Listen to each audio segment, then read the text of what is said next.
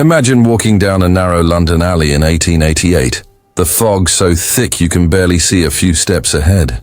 The sound of footsteps echoes behind you, but when you turn, nothing. The gas lamps flicker, the night air grows colder, and suddenly you realize you are not alone.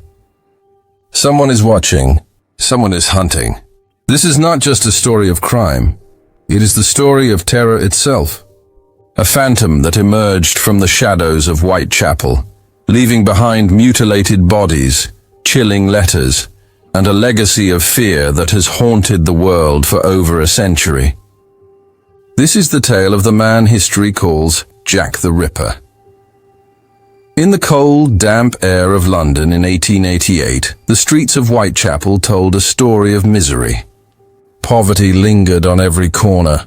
Shadows swallowed the narrow alleys, and the gas lamps barely pierced through the fog that cloaked the city at night. The people who lived there were used to hardship, but no one could have been prepared for the terror that was about to descend upon them. It began quietly, almost unnoticed, with a woman whose life had already been marked by struggle and despair. Her name was Mary Ann Nichols, known simply as Polly to those who crossed her path. She was 43 years old, worn down by life, abandoned by her husband, forced into the harsh existence of finding shelter wherever she could, and earning what little she could through desperate means. On the night of August 30th, 1888, she wandered the East End in search of money for lodging, her last coins already spent on drink to numb the pain of her reality. She was last seen alive around 2:30 in the morning, staggering through the narrow streets, wrapped in a shawl that could not shield her from the damp chill that cut through the night. Just hours later, at around 3:40 a.m., a cart driver named Charles Cross stumbled upon her body in Bucks Row. What he first thought was a bundle of rags lying against the darkened walls turned out to be far more horrifying. Mary Ann Nichols lay lifeless, her throat savagely cut, nearly from ear to ear, her body still warm. As more people gathered at the scene, the full extent of the brutality was revealed. Not only had her throat been slashed, but her abdomen had been viciously mutilated, her insides torn open with precision that startled even the most hardened officers. This was not the work of a common street criminal. This was something else, something darker, more deliberate. The murder of Mary Ann Nichols was shocking not only because of the violence, but because of the way it seemed so calculated, almost as if the killer had performed an operation in the middle of the street. The investigators noted the cuts were clean, purposeful, the kind that suggested knowledge of anatomy. Whispers began to spread through the community. People wondered who could commit such an act and, more importantly, why.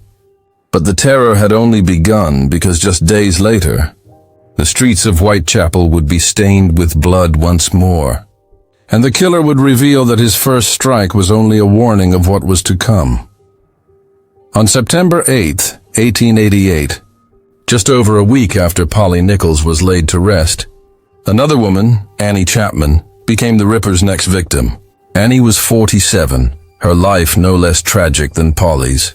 She struggled with poverty, alcoholism, and illness, and like many women of Whitechapel, she relied on prostitution to survive. In the early hours of that morning, Annie was seen walking the streets near Hanbury Street.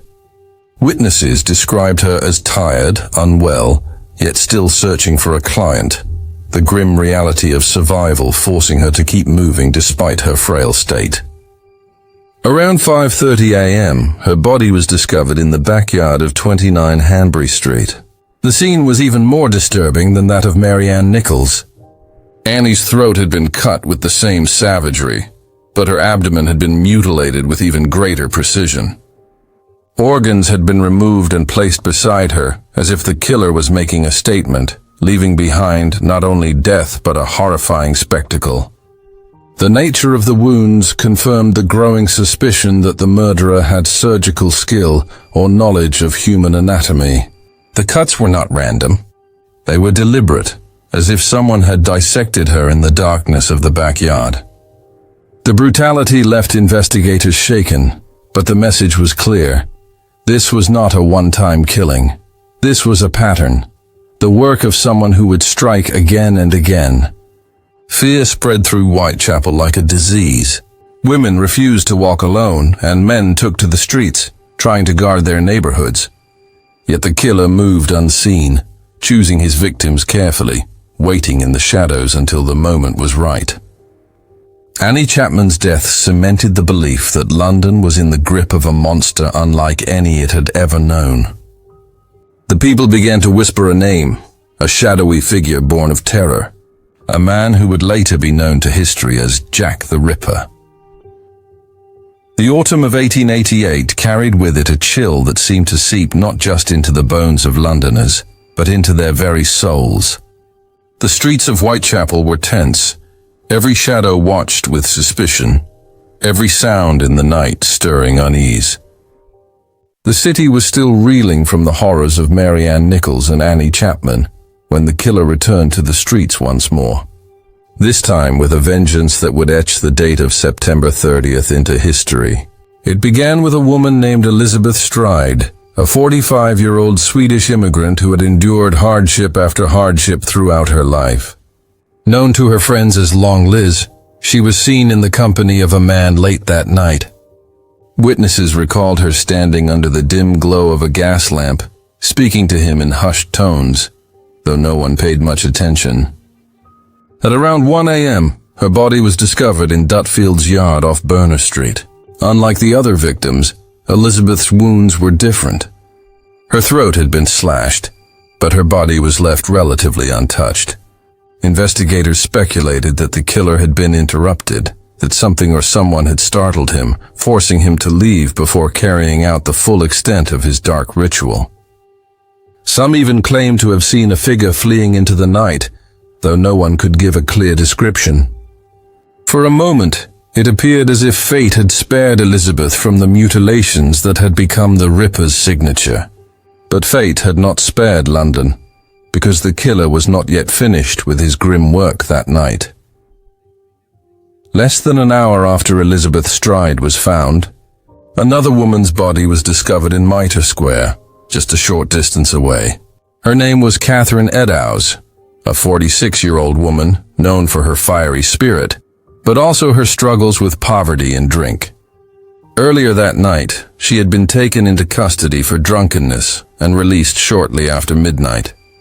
By chance or by destiny, she crossed paths with the Ripper soon after. At 1:45 a.m., her body was found sprawled on the cold ground of Mitre Square, and what was seen there would forever be remembered as one of the most horrific sights in the history of crime. Catherine's throat had been slashed deeply, but the mutilations went far beyond. Her face was grotesquely disfigured, her eyelids cut, her nose and cheeks slashed apart, her body carved open with chilling precision. Organs were removed, and the manner of the wound suggested someone who knew exactly where to cut, someone who was not working in chaos but with terrifying purpose. The brutality was not just murder, it was desecration, a deliberate attempt to leave behind a spectacle so horrific that it would haunt anyone who dared to look upon it. This night came to be known as the double event, 2 murders carried out within the span of an hour, one showing haste, the other displaying the full depth of the killer's cruelty. It proved beyond doubt that the Ripper was no ordinary murderer. He was bold enough to strike twice in one night, clever enough to slip past patrols and escape unnoticed, and merciless enough to inflict suffering that defied comprehension. London awoke to the news in terror. Newspapers splashed the gruesome details across their pages, selling copies by the thousands as the city devoured every word, every rumor, every theory.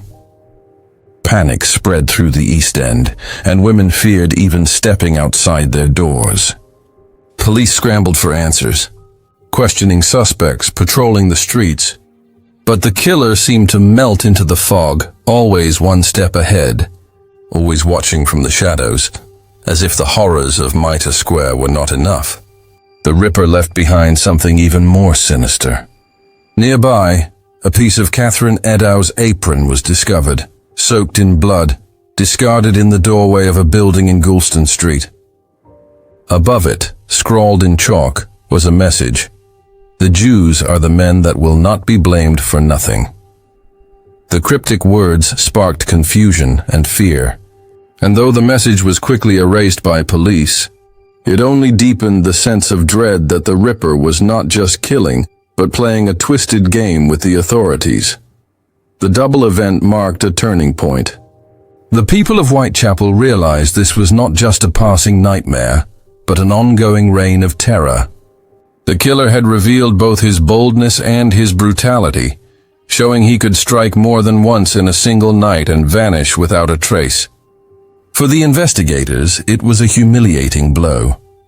For the people, it was a reminder that Jack the Ripper was no phantom tale, but a living, breathing predator who could be anywhere, waiting, watching, ready to spill blood again. As the autumn of 1888 dragged deeper into fog and fear, Whitechapel was consumed by a sense of helplessness. The murders had turned the East End into a place of whispers and trembling footsteps. Patrols were doubled, detectives roamed the streets in plain clothes, and yet the shadow that called himself Jack the Ripper seemed untouchable. It was during this climate of hysteria that the letters began arriving. Strange notes sent to the police and to the newspapers, some written in a mocking tone, others dripping with arrogance. At first, authorities dismissed them as the cruel work of hoaxers feeding off the chaos. But then came one that changed everything. It was signed with words that would forever sear themselves into history. From hell. Unlike the earlier letters, this one was accompanied by something far more disturbing. A small parcel containing half of a preserved human kidney, pickled in alcohol. The letter's words were jagged and erratic, taunting the police, ridiculing their failures, and daring them to stop him. Some believed it was genuine, some believed it was a prank, but the horror of that kidney could not be denied, for it matched the mutilations inflicted upon Catherine Eddowes, who had been found with one of her kidneys missing. Whether authentic or not, the letter fueled the terror that already gripped London, making Jack the Ripper not only a murderer, but a phantom voice in the minds of the people, reminding them that he was still out there, that he could strike again whenever he wished. While police wrestled with the fear sown by those letters, the Ripper returned to the shadows of Whitechapel and struck with a savagery unlike anything the city had ever seen. On November 9, 1888, a young woman named Mary Jane Kelly became his next and final known victim. Mary Jane was only 25, far younger than the Ripper's other victims, and she lived in a small room at Miller's Court, off Dorset Street. Her neighbors described her as beautiful, with a gentle spirit, but weighed down by poverty and the harshness of life in the East End. On the night before her death, she was seen drinking with friends, singing softly, her voice carrying out of the windows into the night. By morning, her voice would never be heard again. At around 10:45 a.m., her landlord, frustrated by unpaid rent, sent his assistant to collect. When he pushed back the curtain of her window and peered inside, he was struck by a scene so horrifying that it froze him where he stood. Mary Jane Kelly's body lay on the bed, but it was no longer recognizable as human. Her throat had been cut down to the spine, her body completely disemboweled, her organs scattered and placed in grotesque positions around the room. Her face was mutilated beyond recognition, her very features erased by the blade. The walls were splattered with blood, the sheets soaked through, the small room transformed into a chamber of nightmares. For the detectives who entered that room, it was the most brutal crime scene they had ever encountered. Some later admitted that the horror of it followed them until the end of their days. Unlike the previous murders, which were done quickly in the open streets, this killing was carried out in privacy, giving the Ripper time to unleash his full fury without fear of interruption. It was as though all the rage, all the dark obsession he carried, was poured out upon Mary Jane Kelly in that final act. The meticulous precision of earlier murders was now combined with unrestrained brutality, and the result was so gruesome that even seasoned officers had to look away. Mary Jane Kelly's murder marked the climax of the Ripper's reign of terror. The press reported every gruesome detail, and the people of London were left in stunned horror, unable to comprehend how such evil could walk among them. But just as suddenly as it had begun, the killings stopped. After Mary Jane, no more victims were found with the same signature mutilations. The Ripper seemed to vanish into the fog from which he had emerged, leaving behind only questions, fear, and a legacy that would haunt history. Police worked tirelessly, interrogating suspects, following leads, but they were left with nothing solid. Dozens were accused. Names floated through the papers, doctors, butchers, barbers, even royalty, but none could be proven. The killer had outwitted them all, leaving only his trail of horror and the chilling enigma of his identity.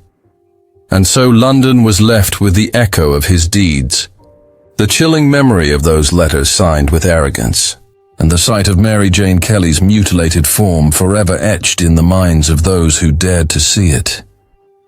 The case became more than murder.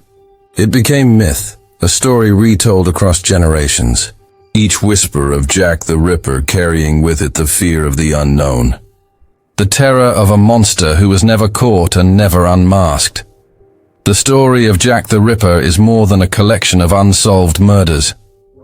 It is a chilling reminder of how a single figure can paralyze an entire city, how fear can spread faster than fire, and how mystery can outlive even the darkest crimes. From Mary Ann Nichols to Annie Chapman, from the double event of Elizabeth Stride and Catherine Eddowes, to the horrific murder of Mary Jane Kelly, each victim became part of a nightmare that still echoes through history.